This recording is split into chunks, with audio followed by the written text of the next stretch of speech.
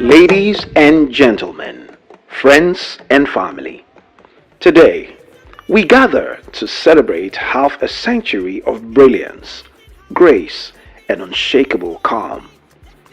This is your life, Omolola Olutomilayo Adeshewa Adedoyin, the woman we affectionately call Lola. How you do the things you do for me. Testimonies, Oti Papa.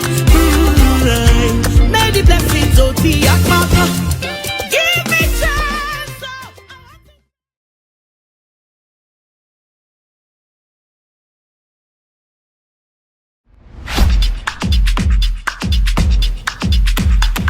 It was a Saturday morning at 5:30 a.m. Lagos was still half asleep after a night of December revelry. But at Lagos University Teaching Hospital in Akoka, a new kind of joy was being born. Her parents, Prince George Adetola and Mrs. Oluremi Shotinwa, could never have known that this tiny baby, their first December miracle, will grow into a calm storm. A woman whose intelligence commands rooms, whose intellect consumes data, and whose humor fills hearts. Nigeria was in transition. Lieutenant General Murtala Muhammad was head of state. The NYSC scheme for Nigerian youth had just begun, and Lagos was alive with dreams. In the midst of all that movement, a child named Omolola, meaning God's wealth, arrived to remind the world that true riches lie in purpose.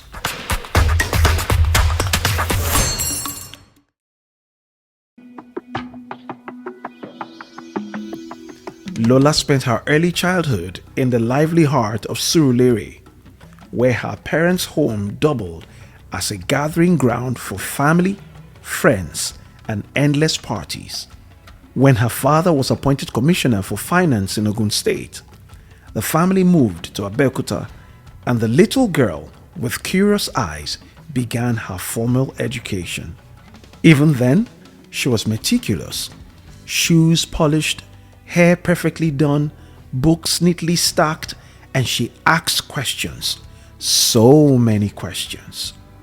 Her standout specialness explains why she was picked to meet with and present flowers to the then President of the Federal Republic of Nigeria, Alhaji Shehu Shagari, when he visited Ogun State in June 1980 as part of his efforts to promote the Green Revolution program in the country.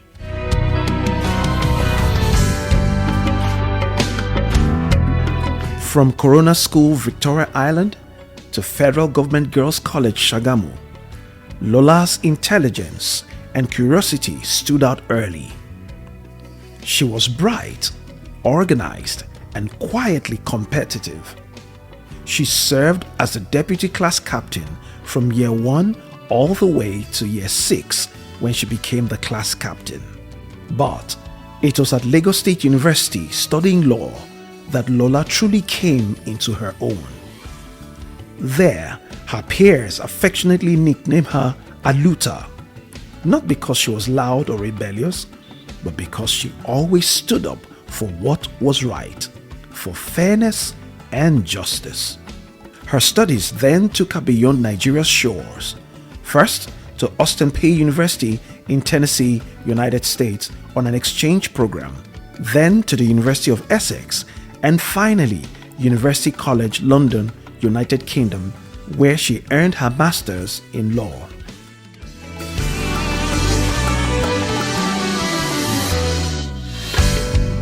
Having paid her dues as she worked her way up through several roles, including at the Legal Aid Board, First Port, and Shoesmith Solicitors, Lola stepped into her career as a chartered governance professional and company director.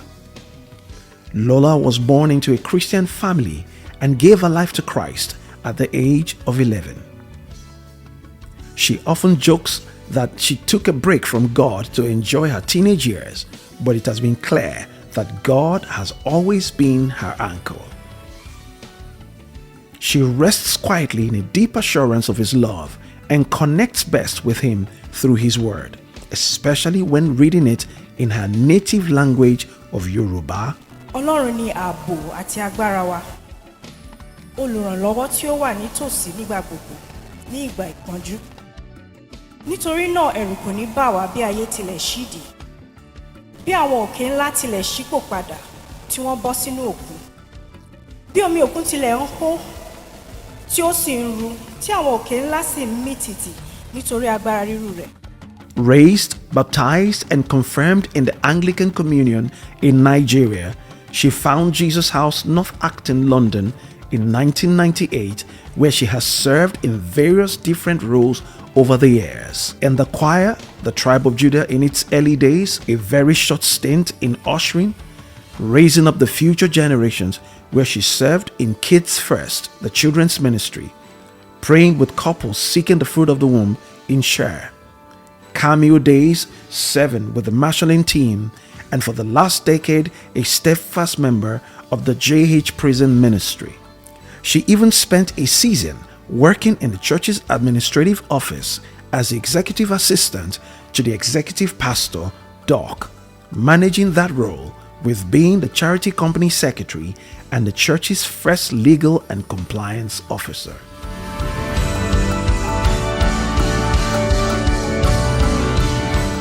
It was at Jesus House that destiny introduced her to the love of her life and a kindred spirit, Ayodele Adedoyin of Makun, Shagamu. Two bright minds, two grounded souls, and one partnership of polar opposites built on mutual respect, laughter, and enduring love. Together, they have raised two remarkable children, Tuluwa Selma and Tobani Stephen, both reflections of their parents in different ways, but definitely of their mother's intellect, humor, and steady spirit. For Lola, love is not in words, it's in actions.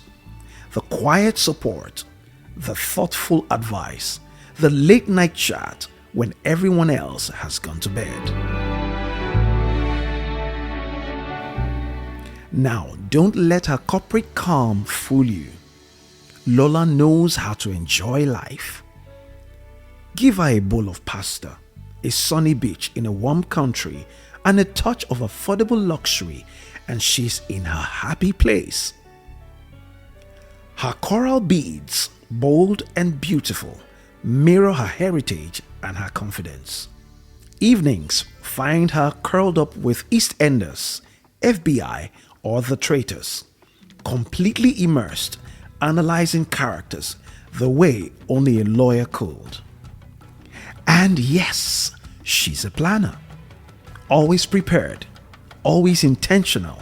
If you see Lola at an event, just know the outfit, the logistics, the exit strategy, all planned to perfection. Lola believes in the power and essential role of civil society and the need for people of good conscience and values to engage in civic life. She has served as a school governor and on several committees. Lola is also a politician, and not just the armchair analyst politician. She is a conviction activist sort with conservative one nation values. Having read about and admired Margaret Thatcher from her youth, she joined the Conservative Party in 2006 under the Right Honourable David Cameron.